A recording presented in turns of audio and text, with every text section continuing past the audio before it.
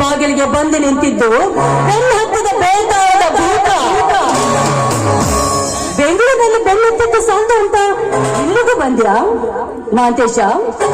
ನಿನ್ನ ಬುದ್ಧಿ ಶುದ್ಧವಲ್ಲ ತಾನೇ? ಮತ್ತೊಬ್ಬರ ಮನೆಗೆ ಬರುವ ನಾಚಿಕೆ ಬರದಲ್ಲಿ ನೀನು ನಿನ್ನ ಜನ್ಮಕ್ಕೆ ಮಾತಾಡು ಮಾಂತೇಶ. ನಾನು ನಿನ್ನನ್ನೇ ಕೇಳ್ತಾ ಇರೋದು, ನೀನು ನನ್ನ ಮನೆಗೆ ಬಂದೆ ಅಂತ. ಅವರ ಮನೆಗೆ ಬಂದಿದ್ದೇನೆ ಅಂಬಿಕಾ. ಮತ್ತೊಬ್ಬರ ಮನೆಗೆ ತಪ್ಪು ಹೆಜ್ಜೆ ಇಡಲು ನಾನೇನು ಲಜ್ಜೆ ಬಿಟ್ಟ ಪುರುಷನಲ್ಲ. ನಾನು ಯಾರು ಎಂಬುದನ್ನು ಇನ್ನೂ ನೀನು ಅರಿತುಕೊಂಡಿಲ್ಲ. ಅರಿತುಕೊಂಡಿದ್ದರೆ ನಾನು ಬರುವ ಮುನ್ನವೇ ಬಾಗಿಲಲ್ಲಿ ನಿಂತು ನನ್ನನ್ನು ಸ್ವಾಗತ ಮಾಡಿಕೊಳ್ಳುತ್ತಿದ್ದೆ. ಈ ವಿಷಯ ನಿನಗೆ ತಿಳಿಯಲಾರದು ನಿನ್ನ ದುರ್ದೈವ. ಬಿಡು ಹೋಗಲಿ. ನೀನು ಧನರಾಜ ದಣಿ ಅವರ ಹತ್ತಿರ ಕೆಲಸ ಮಾಡುವ ರುದ್ರನ ಮಗಳು ತಾನೆ? ಹೌದು. ಆದ್ರಿಂದ ನಿನಗೇನಾಗಬೇಕಾಗಿದೆ? ನೀನೇಕೆ ಈ ಮನೆಗೆ ಬಂದೆ ಅಷ್ಟೇ ಹೇಳಿ ಸಾಕು ನನಗೆ. ಬರಬೇಕೆಂದು ಬಯಸಿ ಬಂದವನು ನಾನಲ್ಲ. ಬರುವ ಸಂದರ್ಭವನ್ನು ತಂದುಕೊಂಡವನು ನಿನ್ನ ತಂದೆ. ಅಂದರೆ ನಾನು ಈ ಊರಿನ ಧನರಾಜ ದಣಿ ಅವರ ಏಕೈಕ ಪುತ್ರ ಮಹಾಂತೇಶ ದಣಿ ನಾನೇ.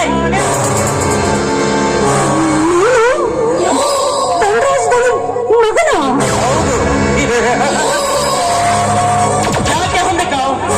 ಮೈಯಲ್ಲಿ ಹರಿಯುತ್ತಿರುವ ರಕ್ತ ಹೆಪ್ಪುಗುಟ್ಟಿ ಇಲ್ಲ ನಿಂತ ನೆಲವೇ ನಂಬಲಾರದಂತಾಯಿತೆ. ಅಥವಾ ಮಾತನಾಡುವ ನಾಲಿಗೆಯೇ ನಾಚಿಕೊಂಡಿದ್ದೆ. ಹೇಳು ಹೊಂದಿಕೋ, ನಿನ್ನ ಪ್ರೀತಿಯನ್ನು ಬಯಸಿದ್ದು ನನ್ನ ತಪ್ಪೈತೆ? ತಪ್ಪಾಗಿಲ್ಲ. ನಿನ್ನನ್ನು ಕಂಡು ನನಗೆ ದುಃಖವಾಗ್ತಾ ಇದೆ.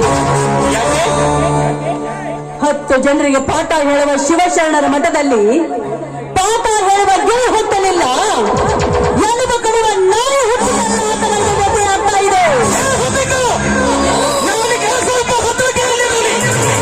ನನ್ನ ಬಂದಂತೆ ನುಡಿತಿದ್ದೆ. ಆದರೆ ನಿನ್ನ ದೇಹವನ್ನು ನೆಲದಲ್ಲಿ ಏರ್ಪಾಡು ಮಾಡಬೇಕಾಗುತ್ತದೆ. ನಾನು ಯಾರು ಎಂಬುದನ್ನು ಇನ್ನು ನೀನು ಅರಿತುಕೊಂಡಿಲ್ಲ. ಅರಿತುಕೊಂಡಿದ್ದರೆ ನಾನು ಬರುವ ಮುನ್ನವೇ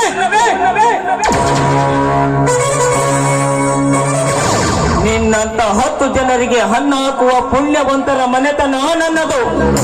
ನಾನು ಮನಸ್ಸು ಮಾಡಿದರೆ ನಿನ್ನಂತ 10 ಹೆಣ್ಣುಗಳನ್ನು ತಂದು ಸಾಲಾಗಿ ನೀನು ಬಂದೆ. ಆ ಶಕ್ತಿ ನನ್ನಲ್ಲಿ ಉಂಟು. ಆದರೆ ನಿನ್ನನ್ನೇ ಕಟ್ಟಿಕೊಳ್ಳಬೇಕೆಂಬ ಎಷ್ಟ ಗುಣ ನನಗೆ ಹಠ ಮಾಡಿ ನಿಂತಿದೆ. ಯಾಕೆ ನಾನಷ್ಟೊಂದು ರೂಪಸಿನ? ಅಂಬಿಕಾ, ರೂಪ ಲಾವಣ್ಯ ನನ್ನನ್ನು ಮೂರ್ಖನನ್ನಾಗಿ ಮಾಡಿಬಿಟ್ಟಿದೆ. ಅಂಬಿಕಾ, ನಿನ್ನ ಯೌವನದ ಹೊಳೆಯಲ್ಲಿ ಹಂಬಿಗನಾಗಿ ಈಜಬೇಕೆಂಬ ಹಂಬಲ ನನ್ನ ಮನದಲ್ಲಿ ತುಂಬಿ ನಿಂತಿದೆ.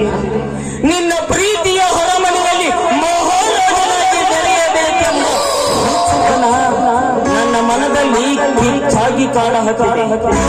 ನಾನು ಎಷ್ಟೇ ನನ್ನ ಮನಕ್ಕೆ ಎಚ್ಚರ ಹೇಳಿದರೂ ನಿತ್ಯ ಹೆಚ್ಚಾಗುತ್ತಲೇ ಇದೆ ಈ ನಿನ್ನ ಗಂಧ ಚಂದನದ ಯೌವನದ ಹೆಬ್ಬೈ. ಅಂಬಿಕಾ, ನೀನು ಇಲ್ಲಿಯವರೆಗೂ ನನ್ನ ಕಣ್ಣಲ್ಲಿ ಆಕಾಶದಲ್ಲಿ ಹಾರಾಡುವ ಹಕ್ಕಿ ಎಂದು ತಿಳಿದುಕೊಂಡಿದ್ದೆ. ಈ ಹಕ್ಕಿ ನನಗೆ ದಕ್ಕಲಾರದು ಎಂದು ದಕ್ಕಲಾರದ ಹಕ್ಕಿ ಹೌದು. ಈಗ ನನ್ನ ಮನೆಯ ಪರ್ವದಲ್ಲಿದೆ ಎಂದು ನಾನು ತಿಳಿದುಕೊಂಡಿರಲಿಲ್ಲ. ಈಗ ನೀನು ನನ್ನ ಹೊರಮನೆಯ ಹೊಂಗಲದಲ್ಲಿ ನಿಂತ ಮನಸ್ಸಿನಿಂದ ಒಪ್ಪಿದರೆ ಸರಿ, ಇಲ್ಲದಿದ್ದರೆ ನಿನ್ನ ದೇಹವನ್ನು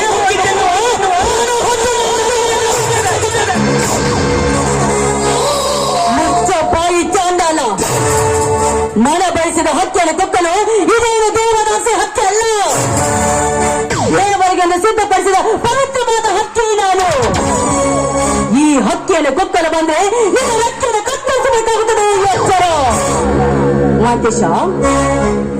ಹೆಣ್ಣು ಒಲಿದು ಬರಬೇಕಾದ್ರೂ ಅದಕ್ಕೆ ಕೊಲ್ಲಿ ಮಾಡಿರ್ಬೇಕು. ಒಲಿಯಲಾದ ಹೆಣ್ಣನ ಬೆನ್ನು ಹಚ್ಚುವುದು, ಸೇವೆ ಬಾವಿ ನೋಡಿ ಸಂತೋಷ ಪಟ್ಟಂತೆ ಸರಿ. ಮನಸ್ಸಿಲ್ಲದ ಹೆಣ್ಣನ ಮದುವೆ ಆಗೋದಂದ್ರೆ ಉಪ್ಪಿನ ಅಡಿಗೆನ ಒಂದಂತೆ ಸರಿ. ಮನಸ್ಸಿಲ್ಲದ ಹೆಣ್ಣನ ಅತ್ಯಾಚಾರ ಗೋಸುವುದೆಂದ್ರೆ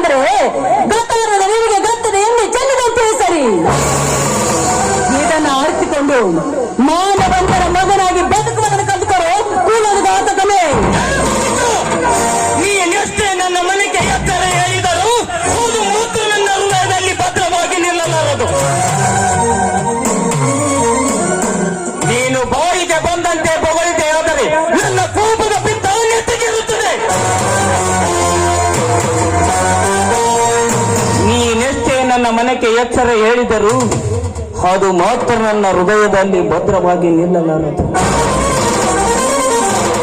ಮಹಾಂತೇಶನಿಗೆ ಗೊತ್ತಿರುವುದು ಒಂದೇ, ಒಲಿದು ಹೋದ ಹೆಣ್ಣನ್ನು ಹೋಗಿಸಬಹುದರೆ ಓಡುವ ಜಿಂಕೆಯನ್ನೇ ಭೇಟಿ ಆಡಿದಷ್ಟೇ ಸಂತೋಷ ನನ್ನ ಮನಕ್ಕೆ. ಪ್ರೀತಿ ಇಲ್ಲದ ಹೆಣ್ಣನ್ನು ಭೋಗಿಸುವುದೆಂದರೆ ಅಮೃತವನ್ನೇ ಹುಳ್ಳಂತೆ ಸರಿ. ನನ್ನ ಪಾಲಿಗೆ ಮನಸ್ಸಿಲ್ಲದ ಹೆಣ್ಣನ್ನು ಮದುವೆಯಾಗುವುದೆಂದರೆ ಮತ ಮಾಡುವ ಕುದುರೆಯನ್ನು ತಂದು ಅದಕ್ಕೆ ಕಟ್ಟಿ ಚಾವಟಿಯಿಂದ ಹೊಡೆದು ಸವಾರಿ ಮಾಡಿದಷ್ಟೇ ಸಂತೋಷ ನನ್ನ ಮನಕ್ಕೆ. ಲೇ ಹುಂಬಿಕ, ಮಾತು ಮುಂದುವರೆದಂತೆ ವೈರತ್ವ ಬೆಳೆಯುತ್ತದೆ. ವೈರತ್ವ ಬೆಳೆದರೆ ವಿರಸ ಹುಟ್ಟುತ್ತದೆ. ವಿರಸ ಹುಟ್ಟಿದರೆ ಸರ್ವನಾಶವಾಗುತ್ತದೆ. ಸರ್ವನಾಶವಾದರೆ ಯಾರಿಗೂ ಉಪಯೋಗವಾಗಲಾರದು. ಈ ಸಮಯದಲ್ಲಿ ನಾವಿಬ್ಬರ ಸರಸವಾಡುವುದು ಉತ್ತಮ ಅಂತ ನಿನಗೆ ಎಚ್ಚರಿಕೆ ಕೊಡ್ತಾ ಇದ್ದೀನಿ.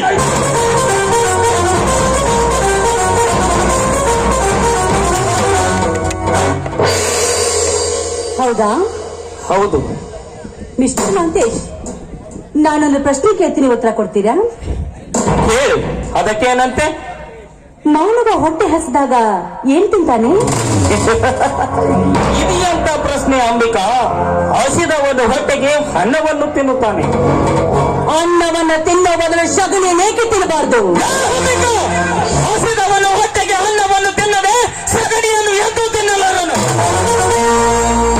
ಈಗ ನೀನು ತಿನ್ನಲು ಬಂದಿರುವುದು ಅನ್ನನಲ್ಲ, ಸಗಣಿನ. ಹಸಿದ ಹೊಟ್ಟೆಗೆ ಅನ್ನ ಬೇಕು, ಹೆಣ್ಣದನ್ನು ಗಂಡು ಬೇಕು ಅಂತ ಆ ಬ್ರಹ್ಮ ಹೆಂಡತಿ ಎಂಬ ಹೆಣ್ಣನ್ನು ಸೃಷ್ಟಿ ಮಾಡಿದ್ದಾನೆ. ಅದನ್ನು ಬಿಟ್ಟು ಬರದ ಹೆಣ್ಣ ಮೇಲೆ ಕಣ್ಣು ಆಡಿಸುವನು ಹೇಸಿಗೆ ತಿಂದಂತೆ ಸರಿ. ನಿನ್ನ ತತ್ವವನ್ನು ಕೇಳಲು ನಾನು ಇಲ್ಲಿಗೆ ಬಂದಿಲ್ಲ. ಈಗ ನಾನು ಒಂದೇ ನಿರ್ಧಾರ ಮಾಡಿಕೊಂಡು ಬಂದಿದ್ದೇನೆ. ಎರಡರಲ್ಲಿ ಒಂದಾಗಲೇಬೇಕು. ಯಾವುದು? ನಿನ್ನ ಯೌವನದ ಹಂಗಳದಲ್ಲಿ ಮಂದವಾಗಿ ನಿನ್ನ ಹೊಂದ ಚಂದವನ್ನು ಹೊಣಬೇಕು ಒಂದು, ಇಲ್ಲ ನನ್ನ ಕೈಯಿಂದ ನಿನ್ನ ಪ್ರಾಣ ಹಾರಿ ಹೋಗಬೇಕು ಒಂದು. ಅಂಬಿಕಾ, ಇವತ್ತು ಯಾರ ದೈವದಲ್ಲಿ ದುರಂತ ಕಾದಿದೆಯೋ ಗೊತ್ತಿಲ್ಲ. ಇನ್ನು ಹೆಚ್ಚು ಸಮಯ ನಿನಗಿಲ್ಲ, ಸ್ವಲ್ಪ ವಿಚಾರಿಸು. ಅಂತೂ ಇವನು ಒಂದು ನಿರ್ಧಾರಕ್ಕೆ ಬಂದಿದ್ದಾನೆ ಅಂತ ಕಾಣಿಸ್ತಾ ಇದೆ. ಇಂಥ ಸಮಯದಲ್ಲಿ ನಾನು ಬುದ್ಧಿವಂತಿಕೆಯಿಂದ ಪಾರಾಗಲೇಬೇಕು. ಹೌದು,